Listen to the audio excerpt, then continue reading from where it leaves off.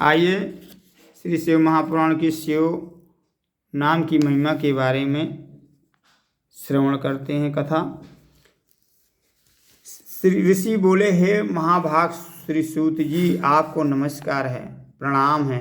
अब आप हमें भस्म की महिमा सुनाइए तथा रुद्राक्ष का महात्म्य और शिव जी के उत्तम नाम का महात्म्य भी कहिए, जिसे सुनकर के हमारा चित्त प्रसन्न हो जाए, खुशी हो जाए, शांति प्राप्त हो।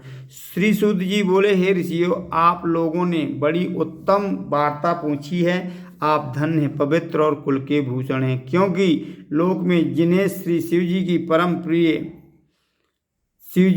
प्रिय हैं और जिनके साक्षात शिव ही परम देवता हैं, वे धन्य हैं और कृतार्थ हैं। उनका देह धारण करना सफल है। जो श्री शिव जी की उपासना करते हैं, मानवों ने अपने कुल का उद्धार कर लिया है, उसी का मुख पवित्र है।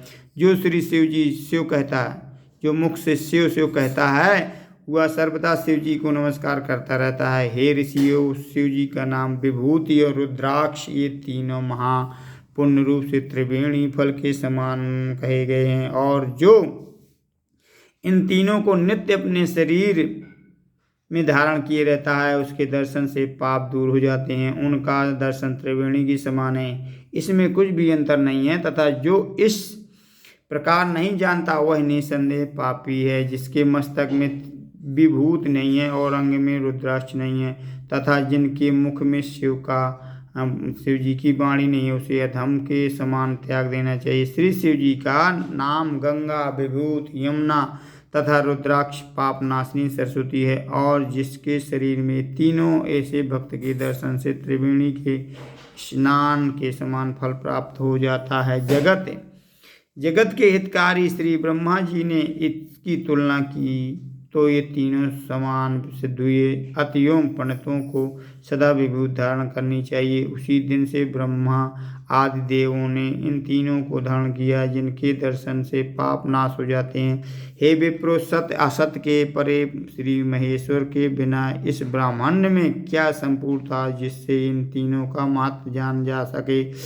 केवल एक शिव नाम ही ऐसा है, जिसके स्मरण करते ही पापों के पर्वत अनायास ही भस्म हो जाते हैं। इसमें कुछ संदेह नहीं है। शौनक, जितने भी पाप मूलक अनेक प्रकार के दुख हैं, वे केवल एक श्री शिव जी के नाम से लेने से नष्ट हो जाते हैं, अन्य किसी से नहीं। वही वैदिक, वही पुण्यात्मा, वही पंडित और वही धन्य जो मनुष्य इस पृथ्वी पर श्री शिव जी के नाम जप से आसक्त रहता है। हे मुनि, श्री शिव जी के नाम जप में विश्वास होता है, वे दिन रात उसी में लगे रहते हैं, क्योंकि शिव नाम से जितने पातक नष्ट होते हैं, संसार में मनुष्य उतने ही पाप नहीं कर सकता। शिव नाम रूपी नौका को पाकर मनुष्य संसार रूपी सागर से तर जाता है।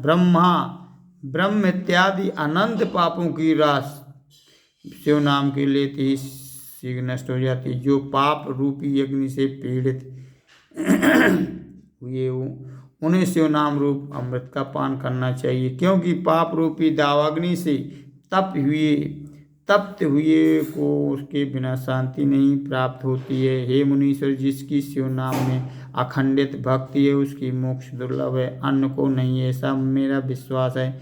मुनीश्वर, बहुत कहने से क्या लाभ है। मैं एक ही श्लोक में कहता हूँ कि श्री शिव नाम की महिमा संपूर्ण पाप को हरण करने वाली है। शिव नाम के प्रभाव से मनुष्य उत्तम संगत को प्राप्त करता है।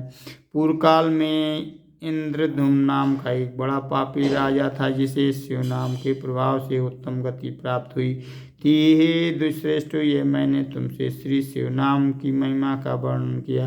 अब आप संपूर्ण पवित्रों का पवित्र भस्म महात्म्य सुने। श्री शिव महापुराण विद्येश्वर संहिता का 23वां अध्याय समाप्त। वृंदावन बिहारी लाल की जय।